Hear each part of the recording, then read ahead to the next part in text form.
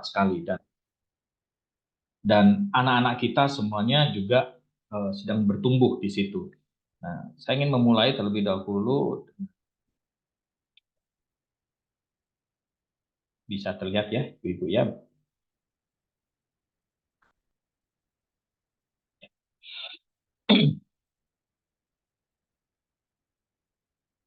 Ya, kalau kita bicara tentang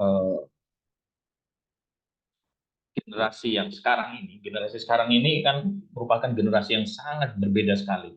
Kalau dulu dalam urusan apa namanya generasi itu rentang waktunya satu generasi itu sekitar 40 tahun, Bapak Ibu. Dalam rentang tahun 40 tahun itu satu satu generasi. Nah, tapi semakin ke sekarang ini kita lihat bahwa generasi itu semakin cepat perubahannya. Jadi kalau sekarang itu tidak bisa dihitung dalam 40 tahun sekali munculnya generasi. Tapi generasi baru itu bisa muncul per 10 tahun, gitu ya. Nah, bagaimana ini bisa terjadi ya? Saya pikir karena memang dipengaruhi oleh kemajuan-kemajuan, perubahan-perubahan zaman, dan kita melihat ada kemajuan teknologi yang sangat cepat sekali. Nah, ini yang kita lihat sekarang ini eh, generasi sekarang anak-anak kita sering disebut sebagai generasi digital, generasi digital. Bisa juga ada beberapa generasi di situ, ada generasi kalau sudah generasi milenial mungkin sudah jadi orang tua nih sekarang. Nah, kemudian ada muncul generasi eh, Z, ya. Kemudian di itu yang angkatan kelahiran tahun 2000, ya. Itu generasi Z. Tapi setelah 2010, 2010 ke sekarang ini mereka masuk pada kategori generasi barunya itu generasi Alpha. Nah, kita bisa melihat di sini bahwa mereka bertumbuh bersamaan dengan kemajuan teknologi. Makanya dunia ada dalam genggaman mereka, dalam istilahnya one click, ya. Satu klik aja mereka sudah terakses ke seluruh dunia, gitu ya. Nah, kalau zaman-zaman orang tua kita nggak kenal yang seperti itu, gitu ya. Nah, yang ada ya mungkin mereka manggil orang, mungkin orang satu kampung pakai kentongan, ya. Tapi kalau sekarang WA group, gitu ya. Nah, apalagi kalau di era anak-anak kita sangat jauh sekali. Nah, makanya kenapa tidak kita nggak bisa pungkiri akan ada muncul gap pada generasi, dan itu menyebabkan secara khusus orang-orang di atas anak-anak kita, yang angkatan kita itu semuanya kadang kita mengalami gagap teknologi gitu.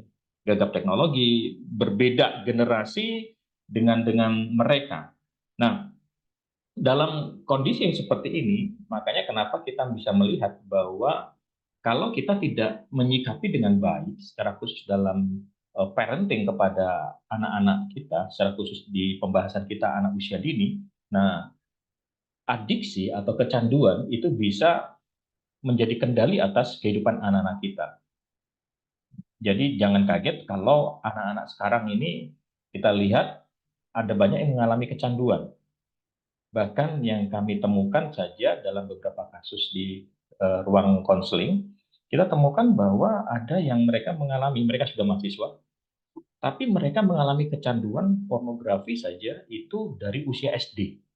Ada yang kelas 1, ada yang kelas 3, itu sudah kecanduan SD. Kecanduan pornografi dari SD. Dan itu tidak hanya laki-laki, ada yang perempuan. Oke. Nah, kita melihat ternyata kalau kita nggak hati-hati dalam mengasuh anak-anak di usia sekarang ini, di generasi sekarang ini, tidak menutup kemungkinan bahwa ini menjadi sebuah ancaman bahwa anak-anak bisa terjebak pada adiksi, berbagai macam adiksi lah yang saya maksud. Tapi di situ yang pasti kalau kita bicara tentang gadget ini menjadi medianya gitu. Nah, kalau kita bicara tentang generasi digital, ada 3 respon orang tua dalam menyikapi tantangan teknologi. Yang pertama itu menarik diri, yang kedua menyerahkan diri, yang ketiga menerima dengan kritis. Nah, apa yang dimaksud dengan respon orang tua dengan menarik diri? Ada orang-orang tua yang sebagian besar itu mereka menyikapi dampak atau tantangan teknologi dan internet, mereka menyikapinya dengan menarik diri. Dalam artian mereka berusaha mati-matian menjauhkan anak mereka itu dari pengaruh. atau dari jaringan komputer, dari jaringan internet, itu dijauhkan dari anak-anak mereka. Nah, sikap ini lahir karena mereka mengalami perasaan takut, kekhawatiran yang sangat besar sekali bahwa anak-anak mereka akan menjadi korban. Nah, mereka berusaha, niat baiknya mereka, ada orang-orang tua yang seperti ini, mereka berusaha untuk melindungi anak-anak mereka. Nah, namun cara mereka adalah dengan menjauhkan, menarik anak-anak mereka masuk ke dalam satu istilah gelembung, bubble, di mana mereka ini terisolasi, tidak bersentuhan dengan dunia teknologi, dengan internet, dengan berbagai macam apa namanya kemajuan teknologi. Mereka dijauhkan dari perkembangan teknologi. Nah, orang tua yang seperti ini memang hatinya baik, gitu ya, hatinya baik, niatnya baik, gitu ya. Tapi mungkin kita perlu melihat bahwa eh, apa namanya nih, respon orang tua yang seperti ini, ya ini mungkin hanya melindungi dalam jangka waktu yang sangat pendek sekali, gitu. Karena pada jangka panjang anak-anak justru akan menjadi korban. Anak-anak akan mengalami apa yang dinamakan eh, kefatalan dari akibat keputusan orang tuanya. Karena anak-anak akan bertumbuh, tetap bertumbuh pada sebuah era yang sangat limpah atau kemajuannya sangat besar sekali, dan mereka tidak siap di situ. Mereka tidak diajar, tidak dilatih bagaimana mengasah anak-anaknya untuk terampil dan bisa menjadi anak yang memiliki kemampuan untuk menilai, membedakan sesuatu mana yang baik, mana yang enggak. Mereka juga tidak memiliki keterampilan hidup kritis, yang kritis saat memasuki atau mengarungi kehidupan di masa dewasanya. Nah, jadi kita perlu tahu bahwa setiap anak itu selalu bertumbuh membutuhkan hikmat, keyakinan diri, juga membutuhkan kemampuan yang dibangun kuat dalam ingatan dan pengalaman mereka dari masa kecil. Nah, ini yang akan hilang dari anak-anak ketika respon orang tua itu lebih pada menarik diri. Nah, respon yang kedua, ada orang tua yang menyerahkan diri. Menyerahkan diri kepada apa? Pada kemajuan, kecanggihan teknologi. Mereka hanya berpikir, ngapain kita takut? Ya mungkin orang tua yang kayak gini, orang tua yang EGP gitu ya, emang gue pikirin deh gitu. Jadi dengan kata lain, orang tua yang seperti ini justru dia mengizinkan anak-anaknya apa namanya menggunakan semua gadget yang canggih, dan eh, mereka berpikir, orang tua seperti ini berpikir bahwa Pak Purwo boleh. mereka berpikir Pak bahwa Purwo.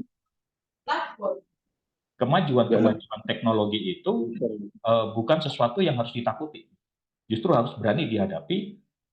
Bahkan ini yang menjadi minusnya, bahwa orang tua yang menyerahkan diri ini, mereka tidak pernah berpikir tentang dampak negatifnya. Mereka hanya melihat pada sisi positifnya saja, dan mereka membiarkan anak mereka itu bergaul tanpa ada pengawasan, bergaul dengan teknologi tanpa ada pengawasan. Dan ini akan menghancurkan anak-anak pastinya. Karena mungkin orang tuanya responnya terlalu berpikir positif ya.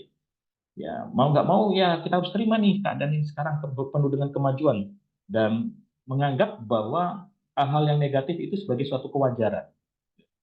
Nah, sedangkan yang ketiga, menerima dengan kritis. Nah, ini orang tua yang lebih kepada orang tua yang bisa bertanggung jawab. Orang tua yang bertanggung jawab untuk memastikan bahwa anak-anaknya bisa mengakses internet, menggunakan gadget dengan aman.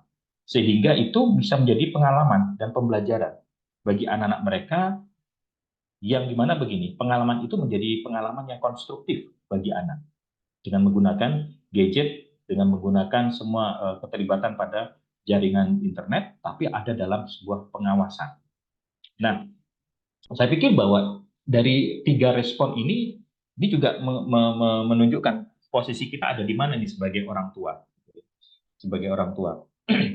Nah, kalau kita bicara tentang eh, kecanduan gadget, kecanduan gadget, banyak anak-anak yang sebenarnya mengalami kecanduan gadget, tapi jadi pertanyaan, ini masalahnya yang penyebabnya siapa nih? Orang tua atau anak? Kan kita lihat nih banyak anak-anak yang kecanduan gadget. Jadi pertanyaan adalah begini, ini yang bermasalah siapa? Orang tuanya atau anaknya?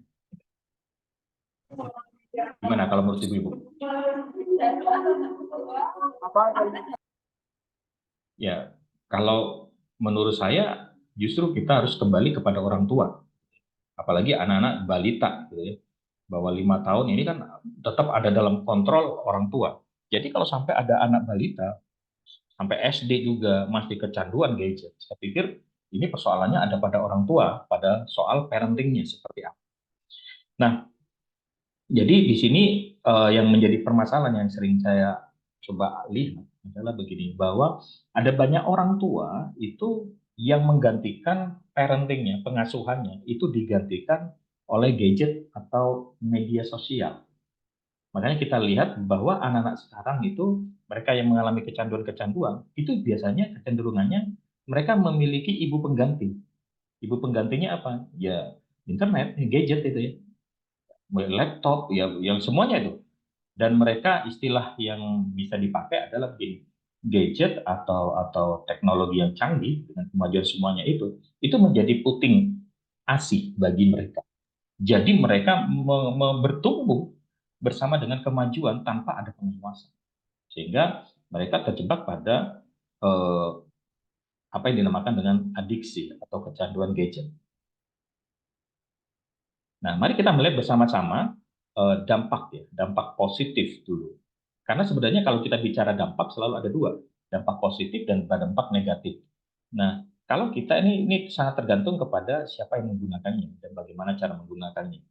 Nah, dampak positif kita bisa temukan bahwa eh, ini berdampak pada perkembangan neurologi anak. Nah, ini kita bicara pada sisi anak yang eh, balita ya, mungkin sampai 6 tahun lah. Nah, pada perkembangan neurologi mereka, nah media teknologi itu sangat membantu. Dalam artian begini, membantunya dalam menstimulus atau merangsang fungsi dan kerja otak anak. Nah, banyaknya muatan informasi yang disediakan oleh media, internet, media sosial, atau gadget ya, yang diserap itu oleh otak. Dan itu direkam dalam memori anak. Jadi sangat-sangat membantu sebenarnya pada perkembangan neurologinya, pada bagian otaknya. Nah, menurut para ilmuwan, perkembangan syaraf otak itu terbentuk sangat cepat. Itu sejak usia bayi, ya 0 tahun, hingga maksimum usia remaja 14 tahun. Jadi ibu-ibu nih yang punya balita ini kesempatan emas sebenarnya. Kesempatan emas untuk kita banyak menstimulus otak mereka dengan semua informasi, tapi kita mesti lihat-lihat informasinya juga. Nah, saraf-saraf otak itu terbentuk dan banyaknya dari banyaknya informasi. Jadi saraf-saraf anak ya nanti ada jaringan-jaringan ya, kalau kita lihat gambar otak itu nanti ada jaringan-jaringan yang terbentuk yang muncul-muncul karena adanya stimulus gitu. Dan itu akan membuat anak itu bisa bertumbuh secara otaknya dengan bagus. Nah, penyerapannya oleh apa? 5 panca indera kita, 5 panca indera anak-anak, baik melalui pengecapan, pendengaran, penciuman maupun juga oleh perasa. Perasa. Nah, makanya di PAUD biasanya akan diajar anak-anak untuk mulai eh, mencoba dengan belajar dengan meraba, mendapatkan informasi lewat sentuhan, bisa-bisa dengan pendengaran, semua 5 panca indera digunakan. Dan di situ mereka sebenarnya distimulus untuk bisa menangkap semua informasi sehingga muncul nanti jaringan-jaringan saraf pada otak mereka dan itu akan membuat mereka bisa semakin bertumbuh secara perkembangan mereka. Nah, semakin banyak stimulus yang terekspos oleh lingkungan, ya, dari lingkungan, semakin banyak dan semakin sering informasi yang diserap anak, maka itu akan mengembangkan sambungan-sambungan pada syaraf-syaraf itu menjadi kokoh. Nah, orang tua bisa menggunakan media teknologi untuk bisa memperkenalkan informasi baru kepada anak sejak dini. Makanya ada kalau di tayangan-tayangan biasanya ada tontonan ya Baby Einstein gitu ya. Nah, kemudian mungkin apa kayak memory flashcard itu bisa menolong anak-anak. Ya, yang pasti jangan nonton yang lain ya. Contohnya ya anak-anak sekarang nih sudah kecil-kecil udah nontonnya Azab gitu ya. Wah, dan kemudian drama-drama Korea. Waduh, ini yang belum waktunya lah buat mereka sebenarnya. Mungkin anaknya nemenin ibunya nonton. Nah, mari kita melihat di sini bahwa dampak positifnya itu ada pada perkembangan neurologi mereka. Yang kedua, perkembangan kognitif. Nah, yang dimaksud dalam perkembangan kognitif ini adalah kemampuan berpikir kritis, pola pikir kritis, dan logik dalam berpikir. Logika mereka dalam berpikir itu bisa berkembang. Nah, stimulus pada aspek ini bisa didapatkan melalui proses lingkungan yang terjadi seiring berjalannya waktu. Jadi dengan kata lain, media dan teknologi itu memberi pengaruh cukup besar sebenarnya pada perkembangan pola pikir dan logika anak. Nah, di sini yang pasti adalah bahwa kita harus disesuaikan ya kontennya ke usia anak-anak kita. Jangan usia dewasa udah dikasihkan kepada anak-anak di balita. Nah, dampak positif lainnya perkembangan bahasa. Nah, media dan gadget itu mempengaruhi kemampuan verbal anak. Kalau kita perhatikan bahwa dengan kecepatan teknologi sekarang ini yang membuat pertukaran informasi di seluruh dunia itu ada dalam hitungan detik. Seperti saya katakan tadi bahwa dunia itu cuma ada di ujung telunjuk anak-anak kita. Mereka tinggal arahkan kursornya, tinggal klik aja, mereka sudah tinggal ke negara mana aja, gitu. Mau ke negara mana aja. Jadi mereka bisa mendapatkan semua banyak informasi. Nah, dalam perkembangannya bahasa internasional, kita ambil contoh bahasa Inggris atau Mandarin, ya, itu sudah jadi makanan mereka sehari-hari, khususnya yang bahasa Inggris. Kadang kita kan bingung, kecil-kecil kok bisa bahasa Inggris ya, gitu ya. Padahal belum les, gitu, belum les. Nah, tapi karena mereka terbiasa dengan tayangan yang mereka tonton, gadget yang mereka pakai, nah itu mempengaruhi. Jadi nggak kadang eh, saya nonton yang di mana tuh ya, ada anak SD yang jago sekali bahasa Inggris cuma belajar dari YouTube. Kadang yang kita yang sudah tua-tua banget gitu ya, ini sudah belajar juga les sudah istilahnya sudah guru lesnya nyerah juga karena sudah nggak bisa bahasa Inggrisnya gitu. Nah, tapi ini anak-anak yang mudah sekali, gitu. Cuma nonton, ya, udah bisa. Oke. Nah, ini mempengaruhi. Ya, ini sisi positifnya, dampak positifnya kepada anak-anak kita. Dan kemudian dampak positifnya bahwa gadget, kalau kita bicara gadget ini kan semua peralatan, gitu. Nah, peralatan baik-baik komputer, gitu ya, maupun HP semuanya. Nah, itu menjadi taman bermain. Teknologi sekarang menjadi taman bermain. Mau model apa sih gitu permainan? Makanya yang lagi banyak digandrungi anak-anak remaja ya Mobile Legend itu. Dan waduh udah banyak banget itu variannya banyak sekali gitu. Nah, bagi anak-anak kita mungkin ada yang permainan-permainan yang ya ringan tapi buat mereka itu menyenangkan, menyenangkan.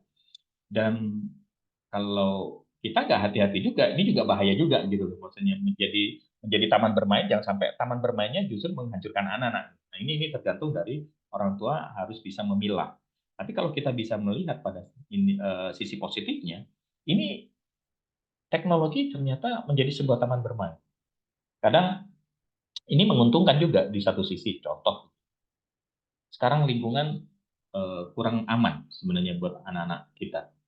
Ya kita kan nggak berani melepaskan anak-anak kita main di sebuah mungkin di taman di Fasum ya, kalau di perumahan ada Fasum fasilitas umum ya, mungkin kalau depan rumah masih kita berani, tapi kalau sudah eh, di taman kota atau apa kita nggak berani melepaskan anak kita bermain dengan bebas gitu. Nah ternyata anak-anak akhirnya memilih, ya orang tua juga banyak kadang memilih untuk ya udah masuk ke taman bermain yang bersifat digital. Nah, ini bisa menolong anak-anak juga mengatasi kejenuhannya. Apalagi anak-anak sekolah udah capek, udah jenuh, dan kemudian dibombardir dengan les. Kadang pulang sekolah lesnya langsung 3 sudah nunggu gitu ya. Les matematika, ya, les membaca. Kalau anak PAUD sekarang ya paling les kalistung gitu ya. Dan ada les nari, wah macam-macam. Apalagi yang berniat orang tuanya, udah itu anak-anaknya akan sibuk sekali dengan les. Nah, ini nih jadi sebuah menjadi solusi bagi para orang tua untuk begini, anak-anak bisa menjadi sedikit bisa bermain, bisa mulai ada stresnya agak turun gitu, mulai bersenang-senang lah dengan dirinya mereka melalui permainan. Tapi kita jangan lupakan bahwa ada dampak negatif ya, yang akan kalau kita nggak kelola dengan baik, dampak negatif ini bisa justru merusak anak. Nah, dampak negatif yaitu menghambat perkembangan sosial. Jadi kalau bicara kemampuan sosial itu adalah sebuah keahlian dalam melakukan interaksi dengan orang lain. Bagaimana membina satu hubungan yang bermakna, mempertahankan hubungan dengan orang lain, belajar empati di dalamnya, dan juga bagaimana mengatasi konflik yang mungkin terjadi karena suatu permasalahan.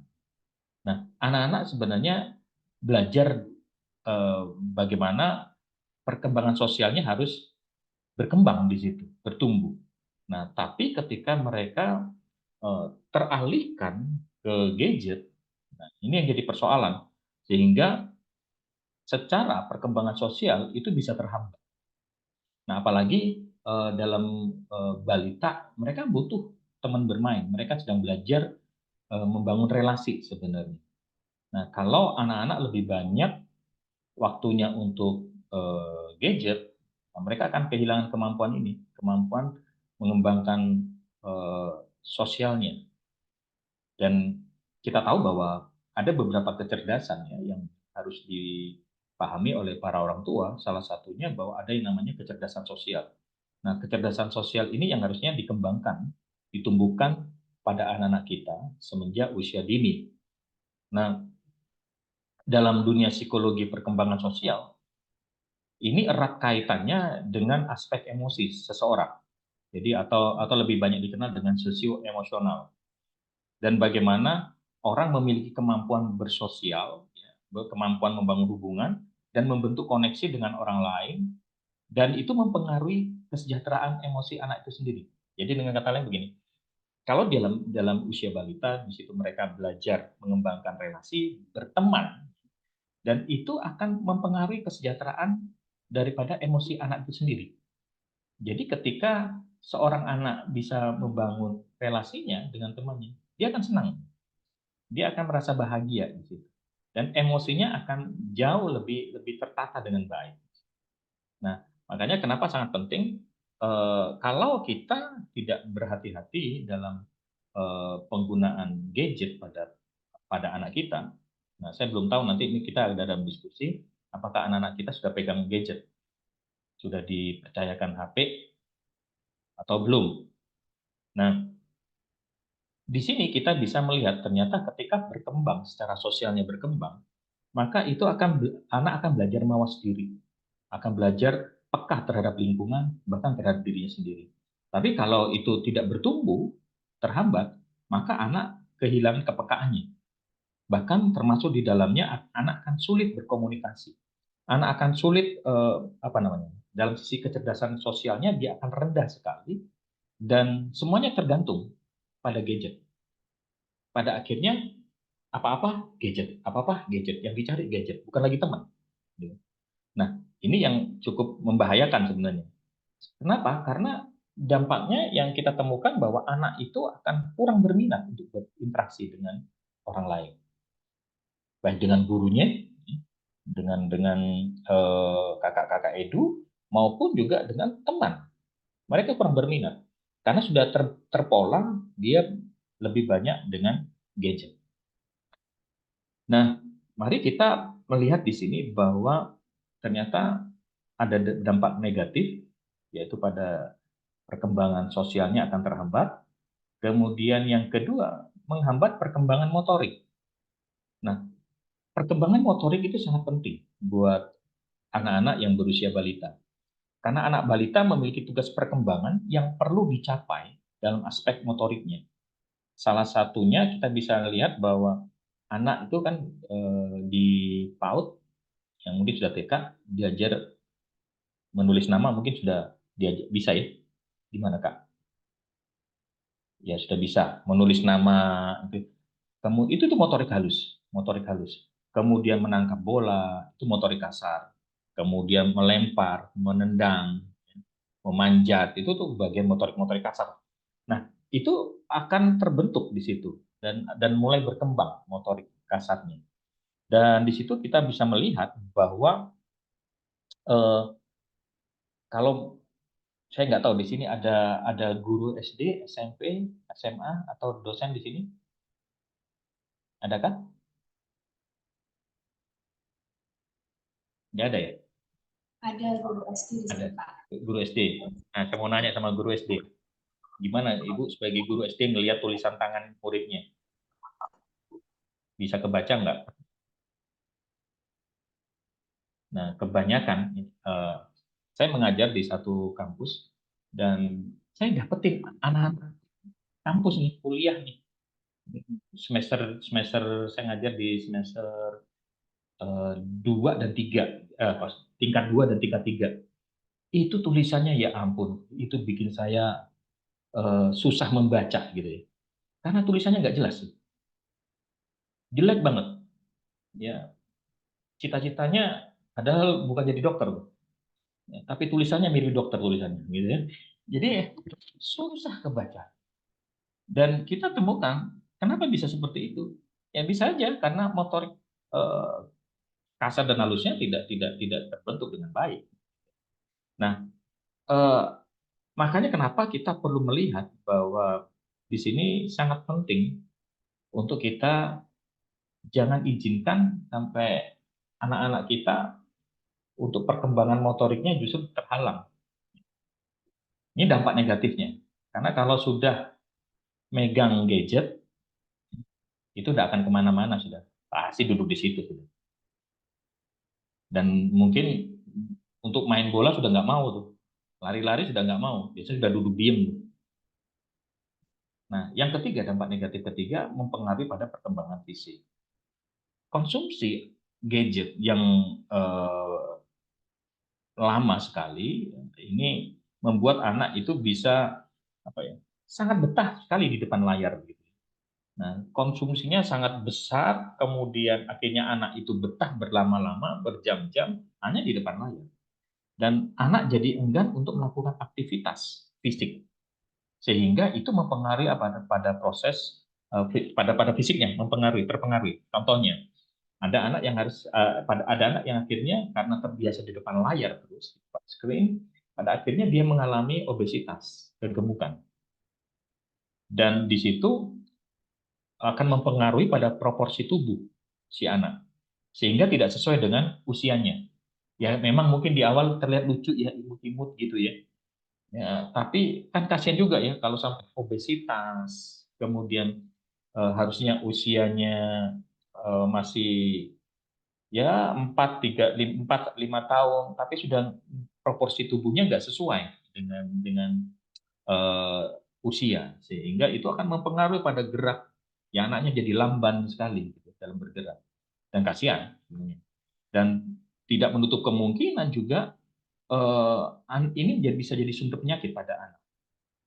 Anak gampang sekali mengalami sakit.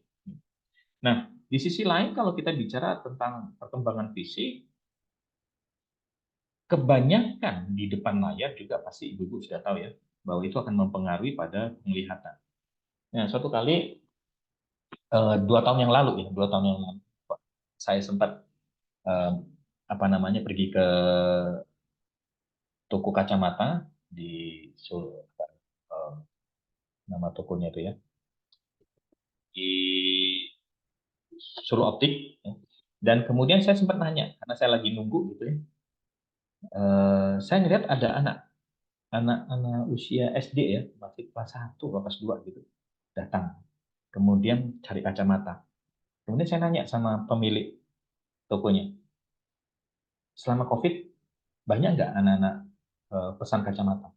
Wah, banyak sekali Pak Andi, banyak sekali. Dan itu terjadi peningkatan. Jadi selama COVID itu terjadi peningkatan anak-anak yang memesan kacamata. Dan kemudian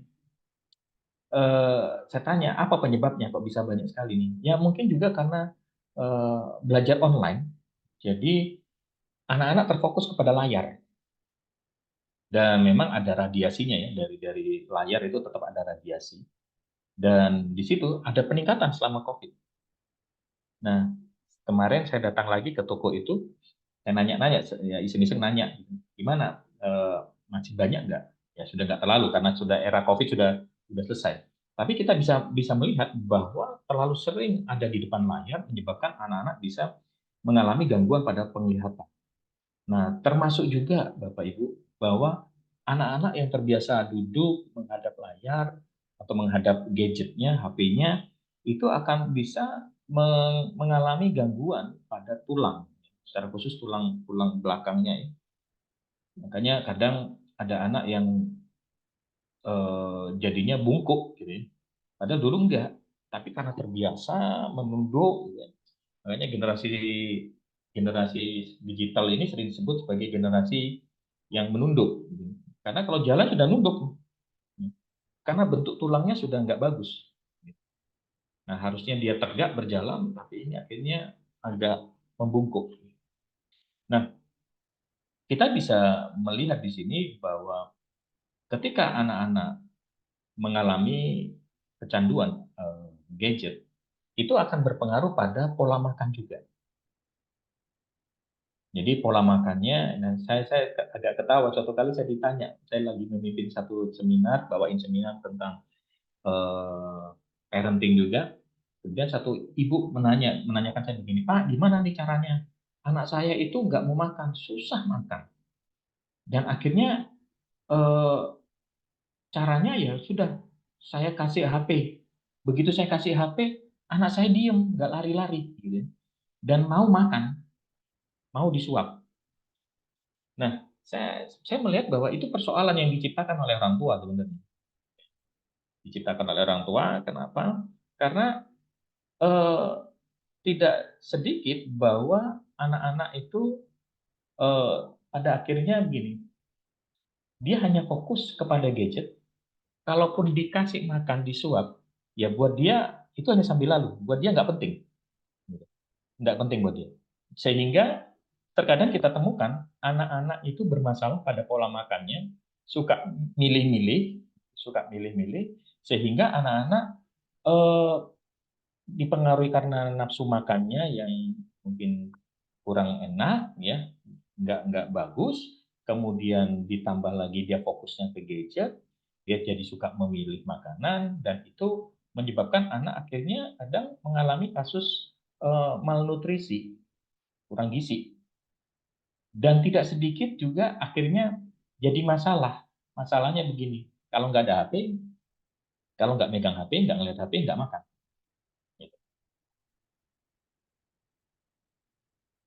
Dan pada akhirnya banyak orang tua menyerah pada anak. Jadi kalau mau makan, kasih HP dulu. Karena kalau nggak ada HP-nya, nggak makan. Nah, berarti yang bermasalah siapa? Gitu. Pada sisi parentingnya yang bermasalah. Karena sudah membiasakan membentuk pola yang keliru di situ. Nah, akhirnya begini, ketika anak-anak makan saja itu harus dipegangin HP, itu jadinya begini, bahwa aktivitas makan itu bukan sesuatu yang penting dan bukan sesuatu yang menyenangkan. Nah, ini kalau sudah masuk pada cara berpikir seperti ini pada anak-anak kita, maka anak-anak ya akan mengalami permasalahan dalam pertumbuhannya. Nah, kalau itu anak-anak pada usia balita, sebenarnya ketika kita bisa tidak menyodorkan gadget, anak-anak bisa belajar loh lewat makanan.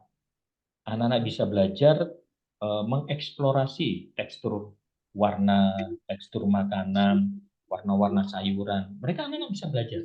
Contoh seperti wortel, ya, kita bisa kasih tahu ini warnanya orange. Ya. Kemudian teksturnya waktu dicerna, itu anak-anak bisa paham seperti apa tekstur makanan. Nah, tapi persoalannya ketika si anak itu menjadikan aktivitas makan sebagai sesuatu yang tidak menyenangkan, nah ini akan jadi kendala sendiri bagi si anak. Dan ini juga akan mengganggu pada ini, pengecapan rasa makanan, itu tidak jadi fokus lagi. Karena semuanya yang penting di depannya gadget. Jadi anak-anak nggak terlatih untuk membedakan rasa, bahkan tidak menstimulus indera perasanya, pengecapnya dengan berbagai macam makanan. Oke, dampak negatif yang keempat menghambat perkembangan moral. Nah, banyaknya media, film atau tayangan-tayangan yang berkaitan dengan games juga, dan di situ kita tidak bisa menutup kemungkinan bahwa sangat mudah sekali, apalagi di zaman sekarang yang lebih terakhir ini ya, kita aja lagi buka internet gitu, tiba-tiba aja muncul gambar porno. Begitu eh, cepat sekali, cepat dalam lintasan waktu aja bisa muncul seperti itu. Dan ini kalau eh, perkembangan moral anak itu dipengaruhi oleh gadget, maka akan terhambat tuh perkembangan moralnya. Anak-anak akan dipertontonkan tanpa sadar nih, dipertontonkan dengan hal-hal yang tidak semestinya itu ditonton. Dan itu akan membuat anak mengalami pergeseran moral. Kalau dulu anak ini tahu unggah-ungguh, tapi sekarang sudah enggak. Gitu.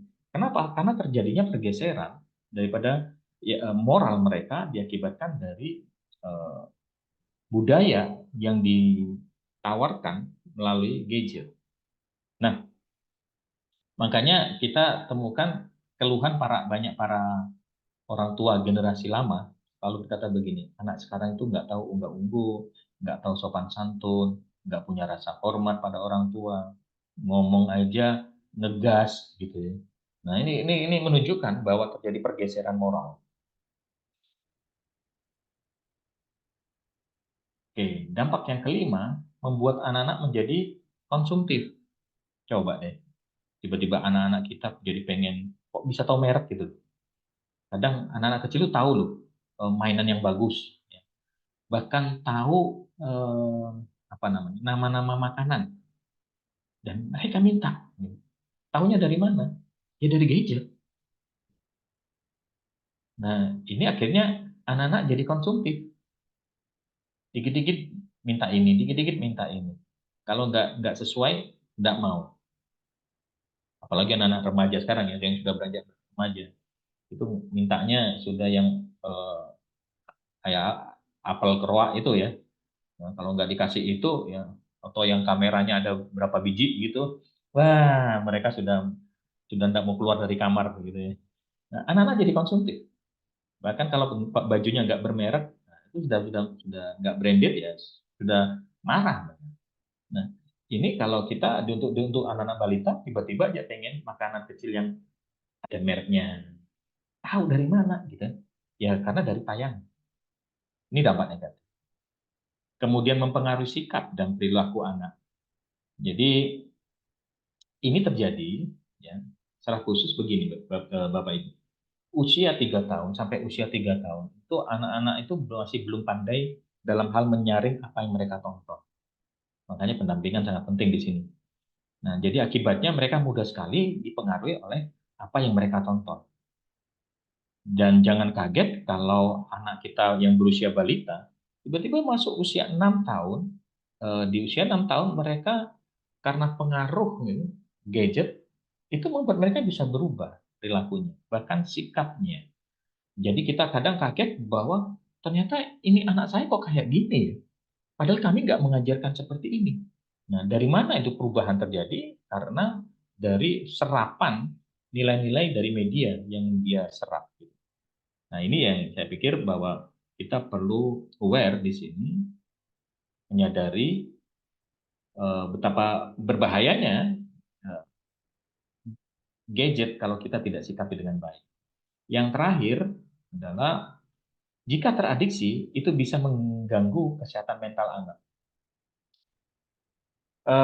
Bapak Ibu, kalau kalau kita bicara adiksi, kecanduan, itu kan nanti ada levelnya, ada levelnya. Nah, kalau semua adiksi itu pasti akan membawa anak pada level yang lebih tinggi lagi. Makanya kenapa baru dikasih sekali, senang, anak senang, kemudian berulang 1 minggu, kita minta, kita ambil itu, kita sita, itu anak pasti udah langsung tantrum. Berarti dia sudah menikmati itu. Dan dia sudah mulai teradiksi, meskipun levelnya mungkin tidak terlalu parah. Tapi nanti kalau dibiarkan, ya adiksinya semakin bertambah, akan selalu naik level.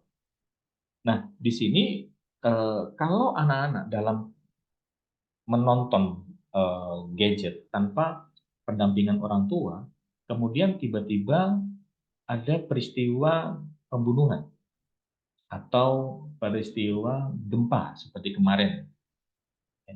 Kemarin katanya ada gempa besar di Jawa Timur, Solo sempat juga kemarin. Nah, kalau itu mereka lihat videonya atau foto-fotonya, itu mereka bisa jadi trauma, bisa jadi trauma. Dan, tapi kan cuma nonton dari video, kok bisa trauma? Nah, trauma itu kan ada beberapa. Yang pertama ada trauma yang primer, di mana seseorang itu mengalami kasus, ya, contoh kasus pelecehan. Ya, ketika kasus pelecehan, karena dia korban, dia menjadi trauma. Tapi ada orang yang dia hanya nonton satu berita, dia bisa jadi trauma. Ini yang dinamakan dengan trauma sekunder. Jadi contoh begini, ketika melihat pembunuhan di berita-berita, itu kalau kita nggak siap, kita bisa mengalami ketakutan bahwa kalau di luar sana itu sangat berbahaya. Karena ada buktinya nih, pembunuhan. Dan itu bisa membuat kita jadi trauma. Padahal kita tidak mengalami secara langsung. Tapi kita melihat tayangan dan itu kita apa namanya ya? Kita jadi mengalami kejadiannya seperti kejadiannya. Nah, itu yang dinamakan dengan trauma sekunder. Nah, anak-anak ketika melihat gadget dan kemudian dia tanpa orang tua ketahui tiba-tiba ada tayangan yang negatif. Nah, itu bisa membuat anak menjadi trauma, sangat bisa sekali. Makanya kita contoh ada film horor juga ya. Kan sekarang iklan-iklan horor pun banyak gambar-gambar horor itu. Dan eh, itu bisa menjadi sebuah trauma. Nah, ketika anak-anak mengalami trauma yang sekunder itu, maka anak-anak bisa mengalami gangguan kecemasan. Anak-anak bisa mengalami insomnia, susah tidur, atau dia mengalami depresi, yang mungkin masih levelnya masih ringan, tapi kalau udah masuk kata depresi, udah perlu ditangani, dibantu. Dan kemudian bisa mengalami ketakutan, paling kita bisa lihat adalah anak-anak bisa mengalami tantrum. Ada kemunduran ke usia sebelumnya, perilakunya berubah. Nah, di sini kita perlu tolong. Nah, makanya kenapa dampak negatif ini nggak bisa kita abaikan. Kita harus memberikan perhatian pada penggunaan gadget pada anak-anak. Bisakah anak-anak mengalami istilahnya begini, depresi sampai pemakaian obat? Bisa, sangat bisa. Ada satu kasus, eh, saya udah tahun berapa tuh saya lupa deh, ada satu kasus di mana ada anak yang sebenarnya anak itu dia anak sekolah PAUD, dan ketika dia meninggal papanya, dia menjadi sulit tidur. Jadi ngalami insomnia dan ternyata dia ngalami depresi, beranjak sampai pada depresi. Dia harus dibawa ke psikiater, ya, dokter jiwa, dan harus diberi obat penenang. Bayangkan, anak masih TK loh. Dan itu sebenarnya kasus-kasus yang sudah mulai bermunculan. Hanya kasusnya berbeda-beda. Nah, tapi mari kita lihat bahwa ternyata kalau kita gadget kita nggak waspadai betul, kita tidak kelola dengan baik, ini akan jadi masalah buat anak-anak kita. Oke, saya akan masuk pada bagian yang terakhir. Bagaimana tentang dengan digital parentingnya untuk menolong. Nah, saya pikir bahwa orang tua perlu menetapkan penggunaan gadget dalam keluarga itu seperti apa. Nah, berapa jam anak-anak boleh? Dan sebenarnya ada pertanyaan begini, yang sering saya dengar pertanyaannya. Anak-anak boleh nggak sih sebenarnya usia berapa sih anak-anak boleh gitu main gadget? Dan apakah anak-anak balita itu boleh? Nah, kalau menurut saya, kalau masih bisa dihindarkan, hindarkan.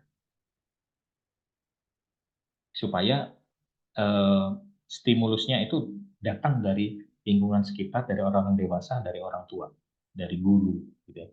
karena itu lebih terpantau dengan baik. Dan menetapkan aturan penggunaan gadget dalam keluarga itu sangat penting sekali. Jadi perlu lihat berapa jam, sehari itu berapa jam. Jadi diperlukan aturan main untuk menyeimbangkan fungsi media, fungsi gadget, agar tidak menggantikan peran orang tua dalam hidup anak. Nah, seringkali anak megang gadget pulang sekolah itu berjam-jam dan orang tuanya tenang-tenang aja tuh. Dan malah merasa senang karena anaknya jadi tenang. Nah, itu justru itu yang bahaya di situ. Ya, justru kita pengennya anak itu kalau sudah tenang itu perlu kita lihat nih apa yang terjadi gitu ya. Ternyata tenangnya karena megang gadget dan tidak bikin aktivitas apapun, hanya duduk saja di situ. Nah, itu justru akan anak itu tidak bikin apa-apa, itu yang bikin susah nanti malah. Karena kreativitasnya terhambat di situ juga kan. Nah, makanya kasih aturan. Kalau masih di bawah balita, jangan jangan 2 jam, terlalu lama menurut saya. Gitu.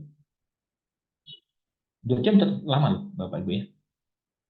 2 jam aja kalau ibu-ibu sudah masak nasi sudah sama, wah udah tersedia hidangan itu 2 jam dulu. Ya, dari dapur sudah keluar makanan itu sudah 2 jam. Nah, bayangkan kalau anak balita dipegangin HP 2 jam, wah mengerikan sekali. Gitu.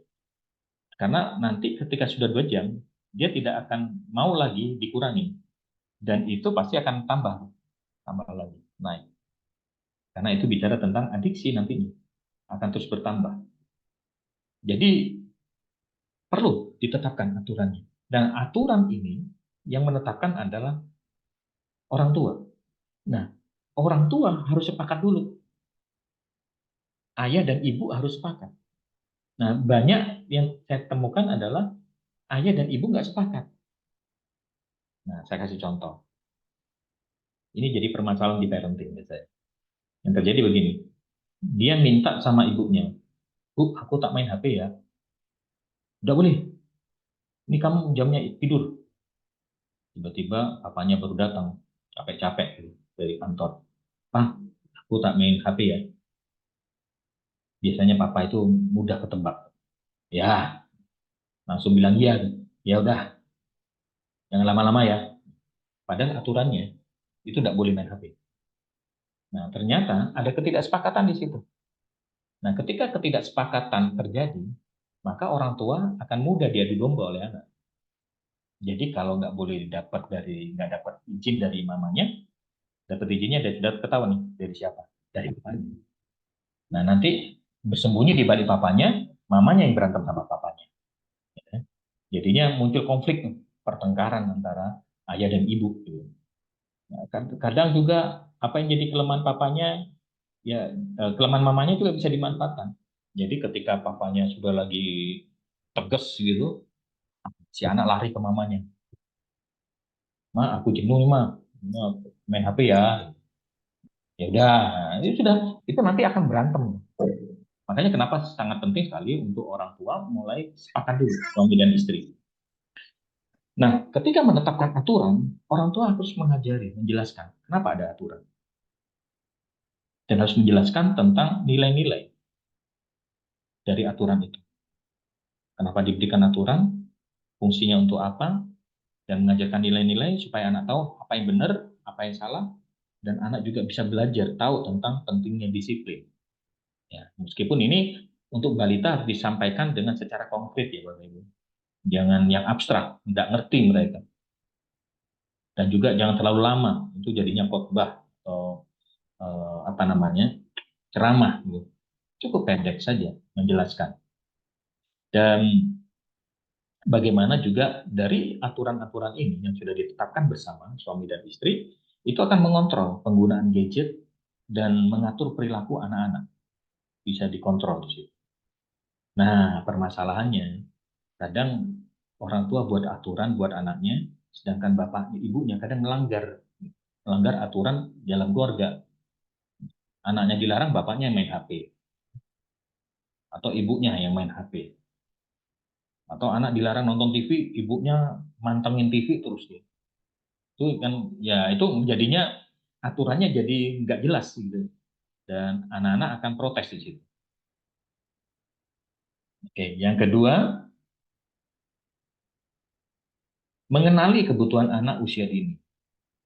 Jadi kita perlu tahu, pertanyaannya adalah begini, apakah gadget itu jadi kebutuhan utama anak usia dini? Apakah anak-anak kita sangat butuh? Ya saya pikir enggak juga ya, bukan suatu kebutuhan kalau gadget. Kalau menurut saya kebutuhan anak itu yang harus kita isi dan kita jawab, kebutuhan itu kita penuhi adalah kebutuhan rasa aman. Kebutuhan rasa aman termasuk kecukupan akan makanan bergizi, anak tidak merasa lapar, itu kebutuhan anak-anak usia dini. Apalagi dikasihi oleh orang tua tanpa syarat, diterima tanpa syarat, kemudian dihargai sebagai satu pribadi. Itu kebutuhan anak. Mendapatkan dukungan, bahkan ketika melakukan kesalahan pun itu bukan jadi tempat, ya, badan anak bukan jadi tempat untuk pukulan yang di luar nalar. Nah, jadi kita bisa melihat bahwa seperti saya katakan tadi bahwa usia 2,5 tahun sampai 14 itu anak akan mengalami proses pertumbuhan yang sangat luar biasa pada aspek sosialnya, pada aspek emosinya, pada aspek fisiologisnya. Jadi di situ kita harus tahu kebutuhan anak, terutama yang berkaitan secara emosionalnya. Itu yang kita harus penuhi. Nah, tapi juga anak membutuhkan memiliki kebutuhan apa yang dinamakan dengan perkembangan diri. Nah, di sini yang dibutuhkan adalah lingkungan yang mendukung perkembangan anak. Jadi kita perlu betul-betul membangun sebuah lingkungan yang sehat. Di rumah harus kita bangun lingkungan yang sehat. Dan juga di luar rumah kita harus juga merekayasa lingkungan yang sehat. Termasuk juga di sekolah. Saya yakin sekolah yang ibu-ibu yang sedang anak-anak dididik di sini adalah sekolah yang eh, memantau dengan baik, ya, sekolah yang dengan lingkungan yang sehat, sebagai sekolah yang sehat. Nah, saya berharap bahwa kita perlu tahu kebutuhan anak. Kebutuhan mendasarnya seperti apa nih, kebutuhan anak usia dini. Mereka membutuhkan dukungan dari lingkungan yang sehat. Saya waktu memilihkan anak-anak saya sekolah, satu hal yang saya pikirkan di kepala saya adalah saya harus merekayasa lingkungan yang sehat. Nah, merekayasa lingkungan yang sehat adalah saya harus mulai memilih dengan tepat, bahkan harus membangun lingkungan yang betul-betul aman.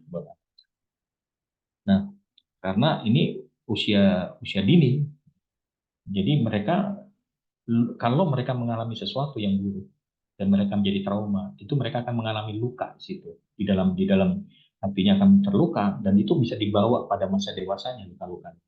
Nah, persoalannya anak-anak kan tidak akan sulit bercerita, mungkin takut untuk bercerita, dan itu akan bisa kebawa luka-lukanya ke masa dewasa.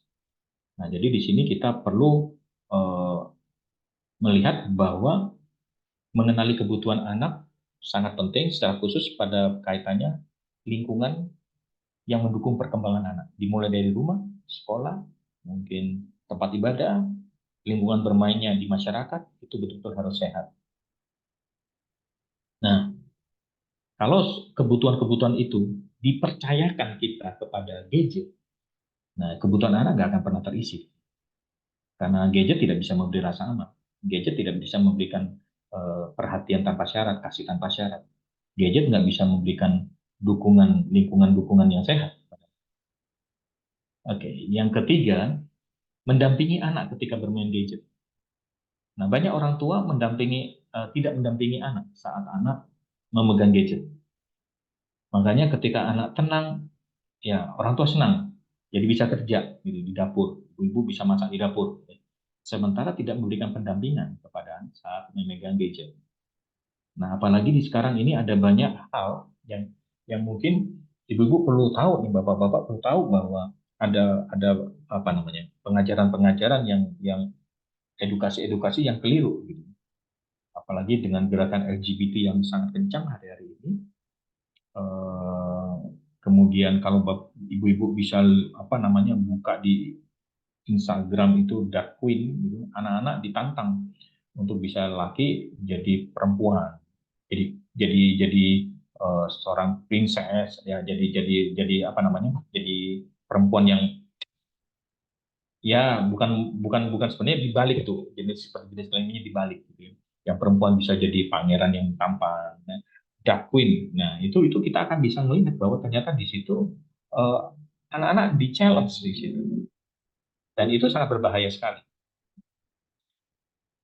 Ya, perlu perlu ada pendampingan di situ, dan jangan biarkan anak-anak berselancar sendirian dengan gadgetnya, tapi teman. Kemudian yang keempat, tingkatkan interaksi sehat keluarga. Sesibuk apapun orang tua, mari kita terus belajar pelihara hubungan kedekatan dengan. Nah, ini yang saya rasa ya, Bapak Ibu ya. Anak itu bertumbuh dengan cepat sekali. Tanpa terasa tiba-tiba anak kita yang mungkin PAUD, tiba-tiba dalam hitungan ya tahun, tiba-tiba aja nih kita ngerasa, duh kok sudah SD kelas 6, oh kok sudah SMA, cepat sekali, serius, cepat sekali. Dan ingat bahwa waktu tidak bisa diulang.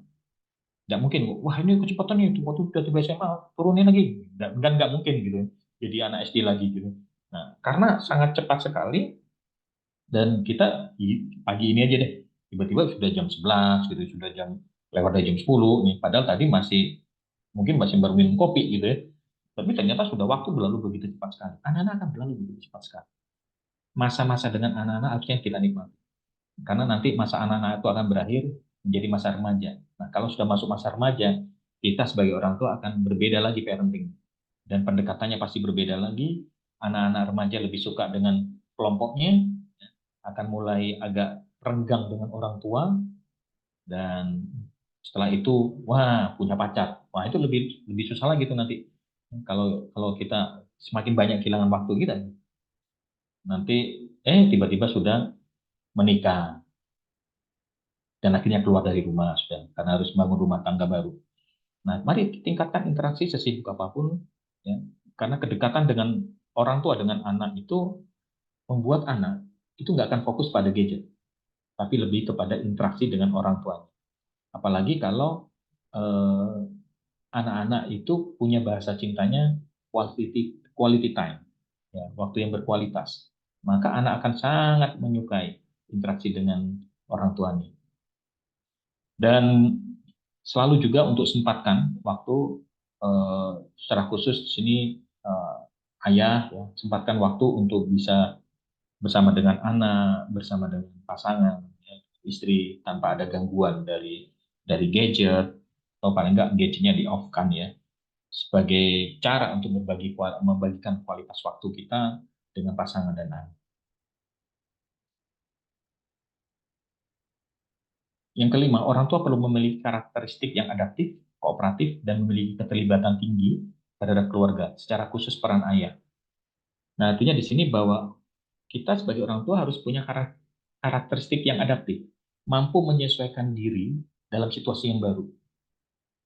Nah, di sini kita sedang ada dalam situasi-situasi baru. AI ini harus kita sikapi dengan baik. Kita harus punya kemampuan menyesuaikan diri. Penggunaan gadget, ya. Paling enggak kita harus juga apa namanya, bisa kooperatif ya, dan punya keterlibatan tinggi terhadap keluarga, dalam artian di situ kita harus benar-benar memainkan peran sebagai orang tua dengan tepat, ya. Secara khusus peran ayah, karena saya sering ketemu bahwa ayah itu selalu merasa bahwa dia nggak perlu terlibat dalam pengasuhan anak, karena ayah banyak berpikir bahwa dia bagian ngumpulin duit,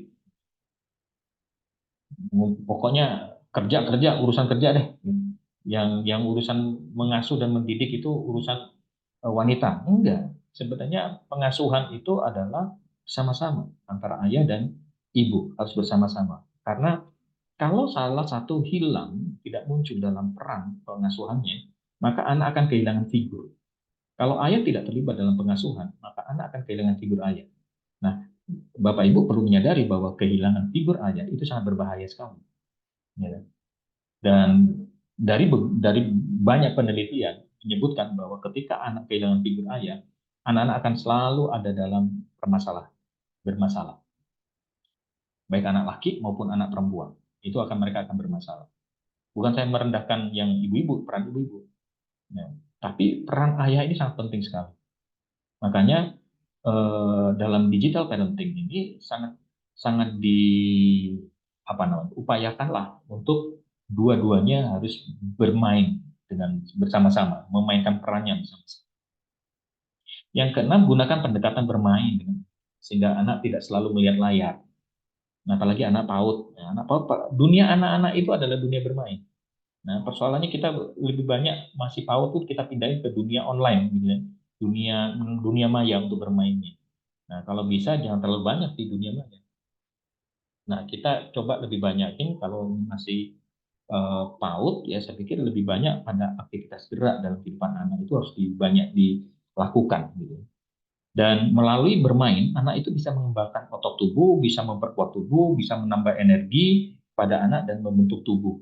Dan juga anak bisa belajar memadukan dan menyeimbangkan antara fungsi gerak tubuh, emosi, dan rasionalitasnya. Nah, jadi di sini kita gunakan pendekatan bermain. Ya, apalagi permainan-permainan tradisional, bermain bola, ya anak-anak paling suka. Masuk menggambar, kegiatan bersama-sama berkaitan olah gerak tubuh juga. Karena ketika anak-anak berkeringat, itu merupakan hasil detox ya, terhadap racun yang ada dalam tubuh. Anak akan bertumbuh dengan sehat. Dan juga dengan bermain dan berolahraga, anak bisa mendapatkan rasa nyaman dan rileks hasil dari pelepasan hormon oksitosin yang dihasilkan tubuh saat beraktivitas. Nah, hormon itu memberikan rasa bahagia, rasa nyaman. Nah, ini yang perlu kita coba lakukan, apalagi kalau Bapak Ibu punya anak yang aktif ya. Wah, itu kan nggak bisa diem tuh. Tiba-tiba kasih gadget, dia diem sih, cuma tenaganya belum keluar itu. Dan nanti akan jadi masalah itu kepada nanti bisa bisa terjadi mungkin hal-hal yang nggak terduga lah. Gitu. Oke, yang terakhir, menanamkan nilai pada anak melalui mendongeng atau membacakan buku cerita sebelum anak tidur. Nah, ini terapi-terapi yang saya pikir sederhana dan bisa dilakukan oleh semua orang tua, mendongeng. Dan di situ orang tua bisa lakukan transfer nilai-nilai keluarga, bisa membangun karakternya, membangun kekuatan hubungan dengan anak, dan juga melalui mendongeng, membacakan buku cerita. Nah, ini anak-anak akan memiliki kelekatan antara orang tua dengan anak. Dan itu kelekatan itu tidak akan bisa kalau itu seumpama ada layar, dia akan lebih memilih pada kelekatan dengan orang tuanya.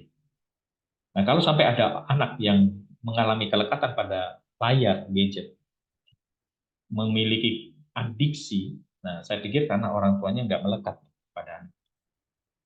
Makanya sekarang kita perlu membangun bonding atau attachment, kelekatan dengan anak, supaya dari situ mereka bisa berbicara kepada kita selaku orang tua ya juga bisa bicara kepada anak-anak dengan mentransferkan nilai-nilai kehidupan kepada mereka. Dan kekuatan hubungan orang tua dan anak yang sangat kondusif itu akan mempermudah proses memindahkan nilai dari orang tua, nilai-nilai keluarga kita kepada. Oke, sebagai penutup bahwa ada satu hal yang menarik bahwa gadget atau teknologi, internet, semuanya itu tidak bisa menyebut nama anak kita dan tidak mempunyai perhatian secara pribadi. Gadget hanya menganggap anak kita itu hanya sebagai konsumen. Gadget itu hanya berusaha memanfaatkan anak kita. Jadi ini kesempatan bagi kita selaku orang tua untuk kita melihat bahwa anak kita itu sebagai satu pribadi dan kita bisa memanggil namanya. Kita bisa memperhatikan dia, bisa menatap mata anak kita, bisa berkomunikasi secara pribadi dengan anak kita. Nah, gadget juga atau media sosial tidak bisa memangku anak kita. Gadget tidak bisa memeluk anak kita, tidak bisa membacakan buku cerita bagi anak kita, bahkan gadget tidak bisa mendengarkan anak kita. Kitalah yang diberikan anugerah untuk bisa mendengarkan anak kita. Bahkan gadget tidak bisa menaikkan anak kita ke tempat tidur lalu mengajaknya berdoa. Nggak bisa. Kitalah selaku orang tua yang diberikan anugerah oleh Tuhan untuk bisa memperlakukan anak-anak kita sebagai satu pribadi yang luar biasa. Terima kasih. Saya serahkan kembali kepada Ibu Desinta. Ya, baik. Terima kasih Bapak Andi. Ya, luar biasa sekali materi yang sudah disampaikan ya, dia tentang bagaimana digital parenting yang baik ya, yang seharusnya kita ketahui untuk kita bisa terapkan di anak-anak kita, terutama di keluarga ya, karena keluarga memang objek terdekat anak ya, jadi yang paling terdekat dengan anak adalah keluarga. Dan tadi sudah disampaikan juga tentang dampak positif dan negatif dari gadget, yang tentunya juga pasti ini sangat relate sekali ya yang dialami oleh ibu-ibu di sini dan bapak-bapak di sini ya, tentang penggunaan gadget, karena pasti semua anak di tempat ini, anak-anak dari bapak ibu di tempat ini yang pasti sudah mengenal gadget ya semuanya. Nah, kita masuk di sesi diskusi dan tanya jawab ya, untuk bapak ibu ya, parents semuanya di tempat ini, atau yang berhubungan dengan anak ya, yang pelayanan anak, yang punya pertanyaan atau ada sesuatu hal yang ingin didiskusikan di tempat ini, atau selama pemaparan materi tadi ada sesuatu hal yang mungkin ingin ditanyakan terkait dengan anak atau murid ya, yang ada guru juga di sini yang mungkin dialami kendalanya atau seperti apa yang ingin di-sharingkan di tempat ini, saya beri waktu ya untuk bisa bertanya atau berdiskusi atau sharing seperti itu. Mungkin barangkali di tempat ini ada parents yang ingin bertanya, boleh bisa bertanya lewat chat atau bisa open mic ya untuk bertanya langsung. Silahkan yang mau bertanya. Miss atau Mister di sini juga boleh ya kalau mau bertanya.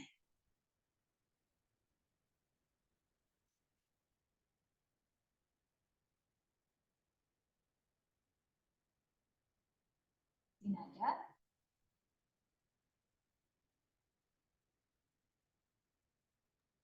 Ya, saya ya, Miss. Ya, jadi mau tanya Pak Andi, misal kalau anak kita itu udah kecanduan gadget gitu ya, kalau main tablet atau main handphone lama, terus kalau diminta kan mesti langsung nangis-nangis gitu ya, langsung histeris nangis gitu, marah gitu. Nah, caranya buat pelan-pelan anak itu bisa melepaskan kecanduan dari gadget itu seperti apa ya Pak Andi ya? Ya, terima kasih Ibu Pipit. Nah, seringkali orang tua begini, gambarannya begini. Anak itu suka sama gadget karena gadget itu menarik. Secara khusus untuk yang balita, gadget itu penuh warna. Anak-anak tuh suka warna, gitu ya. Dan kemudian gadget bergerak dengan cepat, ada perpindahan-perpindahan. Suka kan? Dan ada suaranya, gitu ya. Karena kalau di rumah banyak orang tua nggak punya suara, nggak pernah ngomong, ngajak ngomong anaknya. Jadi ketika dengar suara, ya sepertinya terlihat seperti berinteraksi, tapi benar-benar enggak. Dan kemudian ketika anak suka dan mulai kecanduan, yang jadi persoalan adalah ketika itu diambil, dipisahkan, pasti ngalamin tantrum di situ. Dan tantrumnya itu bisa di luar nalar kita, dia bisa melakukan aksi-aksi yang kadang membahayakan diri juga. Nah, bagaimana caranya? Ya, nah, yang pasti adalah yang pertama kita harus bersikap tegas, bersikap tegas, kemudian menjelaskan kepada anak secara bahasa yang konkret, jangan yang abstrak, secara konkret bahwa makanya, tapi terlebih dahulu aturannya dulu ditetapin. Ya.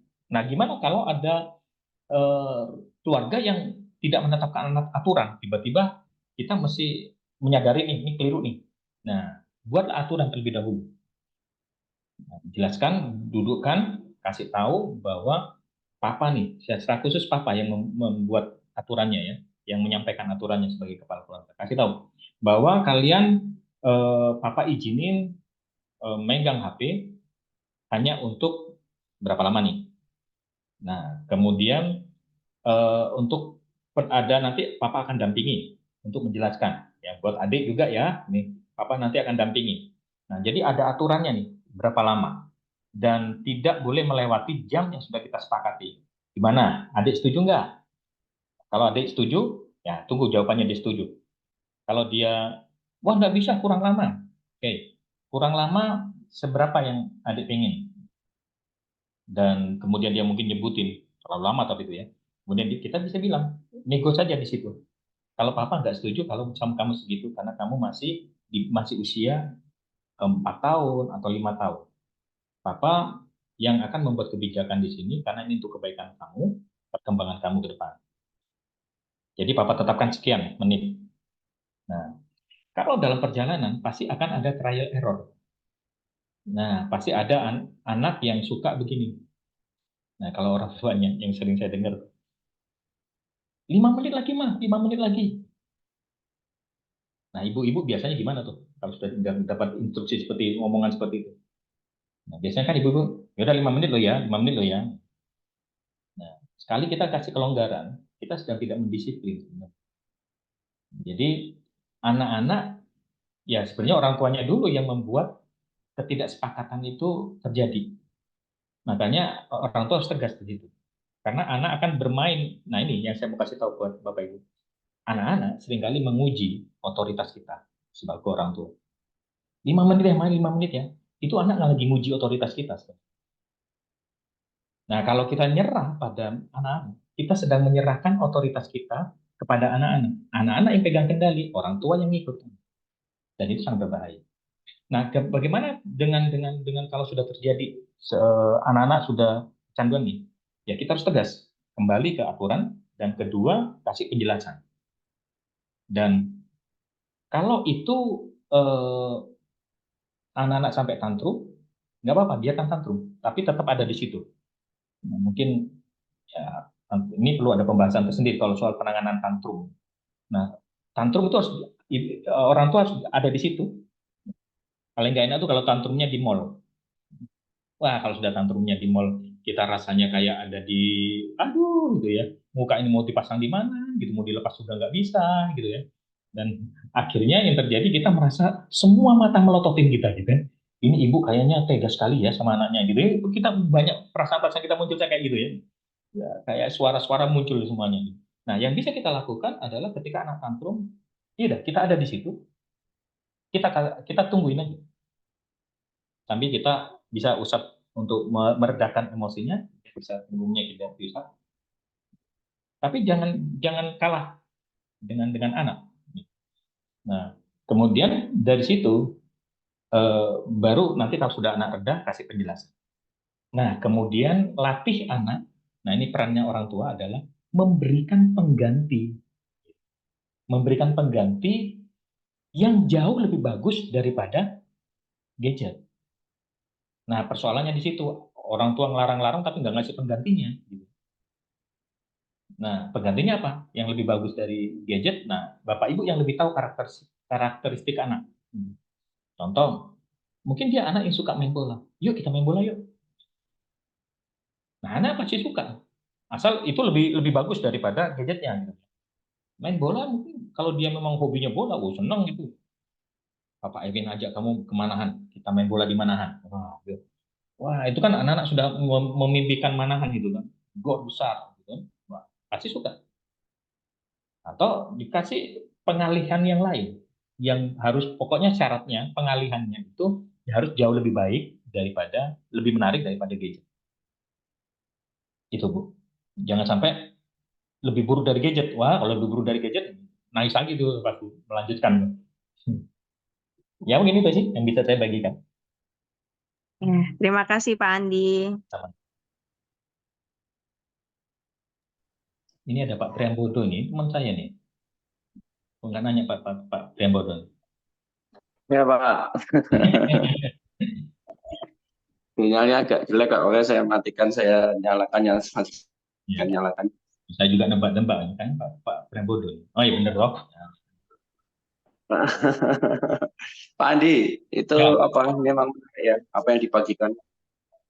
Karena memang saya merasa dengan perkembangan zaman ini tidak bisa orang tua itu memisahkan anak-anak dari teknologi ya dari awal. Makanya tadi saya setuju Pak Andi beberapa hal tentang tadi yang dipaparkan. Gitu. Nah, Pak Andi saya mau tanya Pak, yang konkretnya ya Pak, untuk anak-anak usia balita itu sebenarnya HP itu kan tidak sebisa mungkin dijauhkan. Ya. Tapi pada kenyataannya tidak mudah kan Pak, karena kita kan beraktivitas orang tuanya tuh. Ya. Kecuali ada yang dapat privilege untuk ada mbak yang nunggu dan lain sebagainya. Nah, konkretnya seperti apa Pak Andi untuk anak usia balita ini apabila sudah memegang HP ya, gadget gitu, Iya, itu sebenarnya paling bagus itu ketika usia berapa dan penerapan jamnya itu paling bagus berapa Pak? Misalnya apakah setengah jam atau jadi toleransi waktunya itu Pak, yang paling ideal tuh yang seperti apa? Terus setelah itu pertanyaan saya yang kedua gini Pak, antara HP dan laptop dan TV itu apakah beda atau sama Pak sebenarnya penerapannya itu? Karena kan ada tuh yang jangan HP, televisi aja, kayak itu, atau jangan televisi, pakai laptop aja, gitulah. Itu sebenarnya seperti apa? Kalau di YouTube itu kan memang ada YouTube khusus kids ya, itu pun memang harus disaring lagi, difilter lagi gitu. Dan ada beberapa yang memang dianjurkan, misalnya kayak kasus lapangan tuh anak saya aja, karena saya ngajari dia lihat ini daripada lihat yang lain, saya tontonkan dia Superbook tuh Pak. Nah, Superbook kan lumayan oke lah gitu. Nah, menarik juga anak itu jadi mengerti cerita itu, tapi ada efek yang bikin lucu dan mencengangkan juga, karena kan di karakter Superbook itu ada gizmo tuh, jadi yang karakter yang karakter bukan nyata, yang karakter yang dibuat yang ada di situ tuh.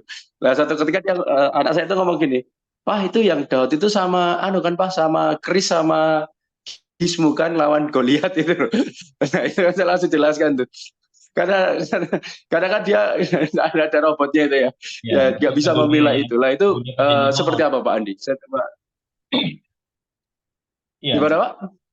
Makanya kenapa penting sekali untuk pendampingan. Jadi ketika anak memegang HP, orang tua mendampingi, orang dewasa mendampingi dan bisa menjelaskan, dan juga bisa menjaga konten apa yang ditonton. Nah, apalagi kalau bicara soal mau HP, laptop, kemudian TV, kalau menurut saya sih sama aja ya, karena itu layar. Nah, yang membedakan ini cuma konten-kontennya tuh. Tapi konten-kontennya kan kalau kita nggak hati-hati, TV pun juga berbahaya kontennya. Kecuali kalau cuma kontennya yang berkaitan dengan dunia anak-anak. Tapi kalau nontonnya Indosiar, azab-azab terus itu. Nah, itu kan jadinya kita berpikir ulang gitu loh. Nah, anak-anak jadi ketakutan juga gitu. Dan cenderung bisa menghakimi. Atau paling enggak ada orang dewasa yang mendampingi untuk menjelaskan. Itu pentingnya di situ. Nah, mungkin kalau tiba-tiba orang tuanya kerja, nah biasanya kan dititipin ke kakek nenek gitu ya, atau ke mbak gitu ya. Nah, itu juga harus kita samakan juga visi edukasinya ke anak. Jadi visinya orang tua tentang anak ini harus sama. Seperti apa yang nggak boleh dan yang boleh, seperti apa tayangannya. Nah, itu harus di-sharekan dulu ke kakek neneknya atau ke Simba gitu. Supaya arahnya sama, kita bisa evaluasi setiap pulang kerja. Gitu. Ya, itu sih. Terima kasih Pak Andi. Pak, tadi yang pertama tanya satu lagi Pak, agak gimana Pak? Pertama apa tadi kok jadi lupa saya? Pak, itu Pak, yang durasi yang paling ideal itu Pak, buat anak itu sebenarnya. Usia naik berapa ya? Balita Pak, balita 4 kan. 4.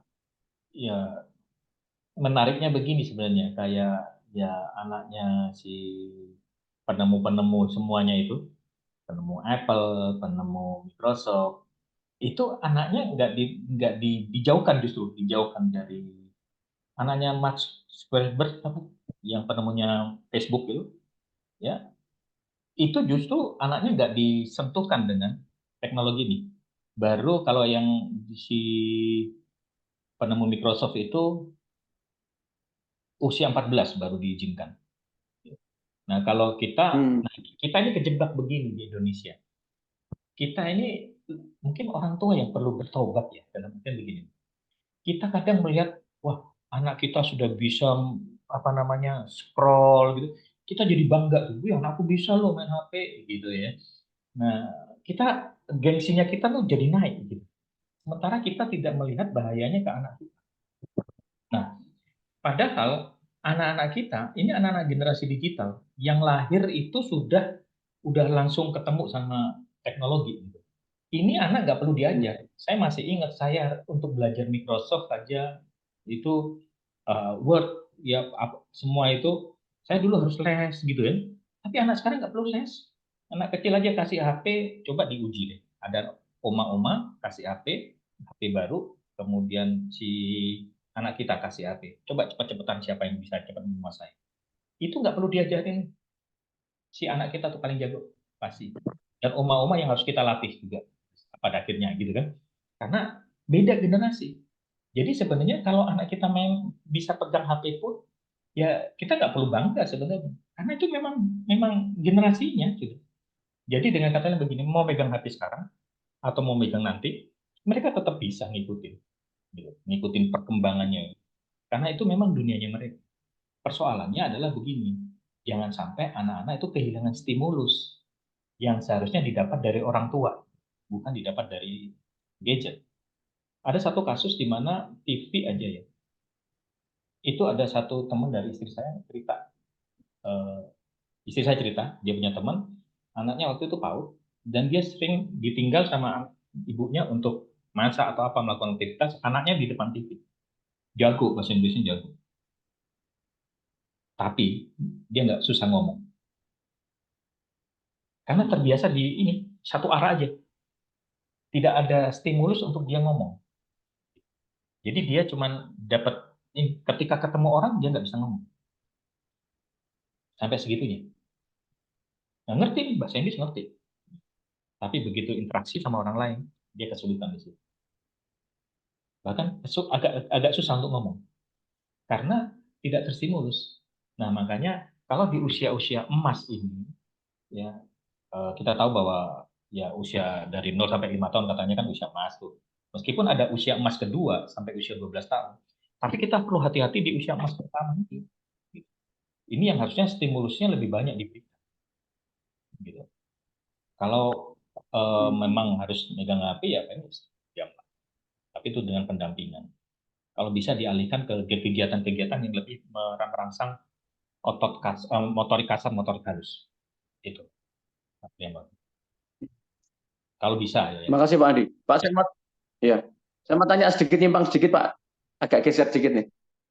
Kalau misalnya ada anak dalam, kan tadi kalau tidak gadget berarti kan harus ada aktivitas yang lebih ke fisik ya Pak ya, lebih ke yang nyata. Lah, pertanyaannya adalah kalau misalnya ada anak yang tinggal di lingkungan yang tidak baik Pak. Misalnya ada anak yang tinggal di satu lingkungan yang tidak baik, kemudian bagaimana Pak itu Pak caranya untuk menanganinya? Selain tentu kalau paling gampang kan kalau sekolah dan ke gereja. Tapi kan ada waktu-waktu yang lain tuh. Ya. Gitu yang mereka harus beraktivitas. Kalau enggak ya gadget. Lah makanya itu gimana Pak? Kalau yang seperti itu. Maaf ini agak sedikit menyimpang sedikit Ya, dari kalau temanya. seperti saya bilang di awal bahwa kita perlu merekayasa lingkungan. Merekayasa lingkungan itu adalah kita berusaha harus menciptakan satu lingkungan yang aman buat anak kita. Kalau dia ada di lingkungan yang tidak aman, paling enggak rumah harus jadi lingkungan yang aman. Itu lingkungan pertama sebenarnya, rumah itu. Nah, lingkungan kedua ya mungkin gereja, mungkin sekolah, gitu ya. Lingkungan yang aman. Tapi kita juga merekayasa lingkungan dengan Kalau memang di lingkungan itu dia sangat tidak sehat, ya ciptakan lingkungan yang baru yang sehat. Nah, dengan cara mungkin kita buat pertemuan anak kita dengan teman-teman sekolahnya atau teman-teman gerejanya bisa ketemu di satu tempat, gitu. Supaya ya ini memang harus ada upaya besar ya, dari orang tua. Karena lingkungan itu berbahaya kalau kita ada dalam lingkungan itu. Ya, statementnya kan pergaulan yang buruk merusak kebiasaan yang baik. Nah, jangan sampai kita abai dalam hal menciptakan rekayasa, dalam hal merekayasa lingkungan. Nah, ini yang mungkin bisa bikin komunitas di luar untuk anak bisa ketemu dengan, bisa kenal, bisa membangun relasi yang baik dengan teman-teman yang mungkin kita bisa tahu nih, oh ini nih anaknya oke nih, oh ini anak teman saya oke. Nah, kita temuin aja. Gitu. Itu sih yang bisa saya jawab. Makasih Pak Andi. Iya Pak. Terima kasih. Baik, mungkin ada lagi dari parents di tempat ini yang mau bertanya.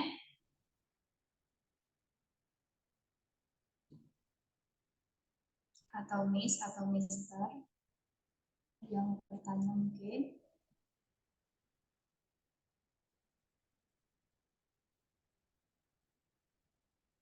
Mama Louis mau bertanya, atau mamanya Israel ini ya, mau bertanya tidak? Yang lain?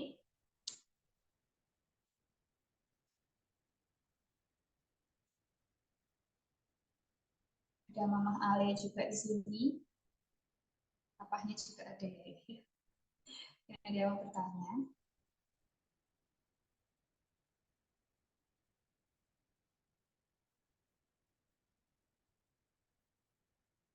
Dari Miss Yani, mungkin.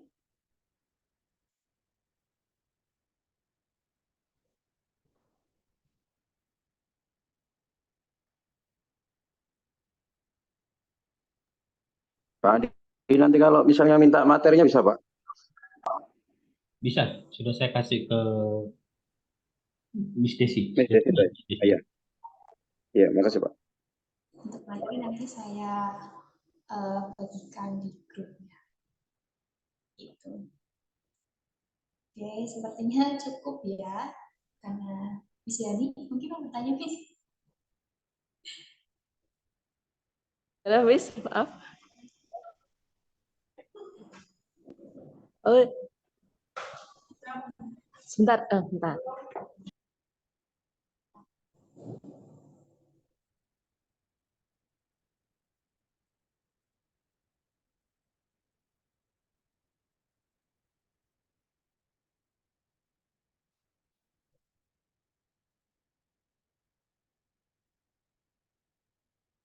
Miss Yani mau bertanya atau tidak? Mungkin ada pertanyaan yang ditanyakan.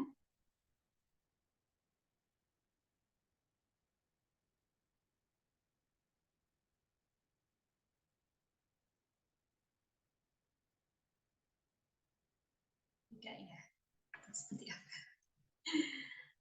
Kalau tidak ada pertanyaan lagi, mungkin saya rasa cukup ya untuk parents meeting hari ini dengan materi yang sangat luar biasa yang sudah disampaikan oleh Bapak Andi Wijaya. Terima kasih banyak Bapak Andi. Mungkin parents di sini barangkali kita bisa sama-sama untuk ucapkan terima kasih untuk Bapak Andi ya, karena sudah menyampaikan materi yang luar biasa ya tentang mencegah kecanduan gadget ini untuk anak-anak kita ya, generasi anak-anak kita yang hari ini kita didik, yang hari ini kita sama-sama temui ya, baik untuk guru-guru di sekolah ya, untuk anak-anak di rumah ya. Luar biasa sekali ya, tadi sudah disampaikan tentang bahwa gadget itu punya dampak yang sangat luar biasa ya, dampak positif juga luar biasa, bahkan juga kita harus ada ancaman-ancaman ya dari dampak negatif dari penggunaan gadget ini ya, yang bisa berdampak pada anak-anak kita ketika kita tidak melakukan pengawasan dan kita tidak menerapkan digital parenting yang tepat untuk anak-anak Ya, maka dari itu untuk digital parenting ini jadi sesuatu hal yang sangat penting di zaman ini ya, di perkembangan teknologi ini yang sangat pesat ya. Ini baru 2024 gitu kan. Mungkin 5 tahun, 10 tahun ke depan akan lebih maju ya. Dari ini kita mulai belajar untuk bagaimana kita bisa menerapkan digital parenting ini yang tepat untuk anak kita ya, dengan kita bisa belajar di tempat ini sama-sama. Mungkin kedepannya kita sama-sama berharap bahwa materi yang sudah disampaikan Pak Andi ini bisa kita terapkan di anak-anak kita, di murid-murid kita, supaya generasi anak-anak kita, generasi murid kita bisa jadi generasi yang luar biasa ya, menghadapi tantangan yang luar biasa di zaman ini. Ya, sebelum kita tutup parents meeting hari ini, mungkin Bapak Ibu parents semua yang bisa open camp, kita sama-sama mau mendokumentasikan pertemuan hari ini, ya. Yang bisa open camp dulu.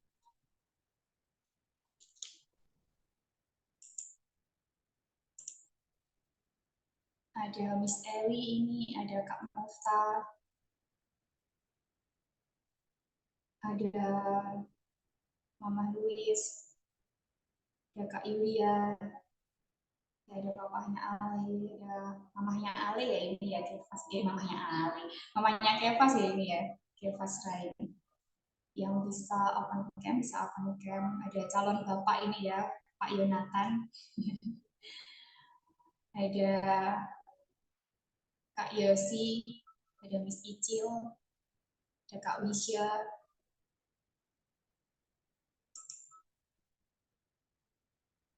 ketemu nih kayaknya. Pak Priambodo malah keluar ini ya. Karena sinyalnya sepertinya. Iya. Oke, yang bisa open cam, bisa tolong open cam. Ada Miss Esther ini, Miss Esther. Ya. Oke. Ada mamanya Louis nih yang bisa open cam ya. Oke. Kita mau foto dulu ya, Bapak Ibu. 1, 2, 3. Sekali lagi ya. 1, 2. Sebentar, ada yang masuk. Ini Kak Wisya ini ada di Ambon, Pak. Jadi mungkin sinyalnya agak buruk. Bentar. Kak Wisya mungkin belum connect audio. Ya, Kak Wisya mungkin kalau bisa open cam, kita foto bersama dulu. Oke, enggak ya. 1, 2, 3. Oke.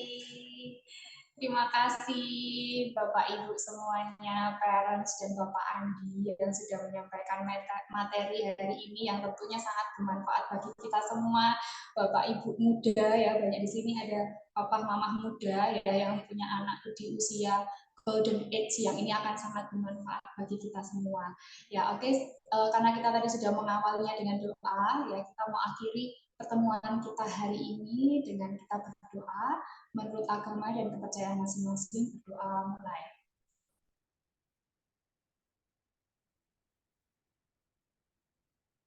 Berdoa selesai. Baik, terima kasih Bapak Andi. Bisa Pak Andi. Pak Andi. Terima kasih Ibu-ibu, Bapak-bapak. Terima kasih. Sekolah Nusantara Baru. Terima kasih semua. Saya pamit dulu di Terima kasih Miss Esther. Terima kasih semuanya. Terima kasih Miss Yani sudah join. Mamanya Ale di tengah kesibukan. Terima kasih. Papanya Ale juga. Nanti materi saya kirimkan ya.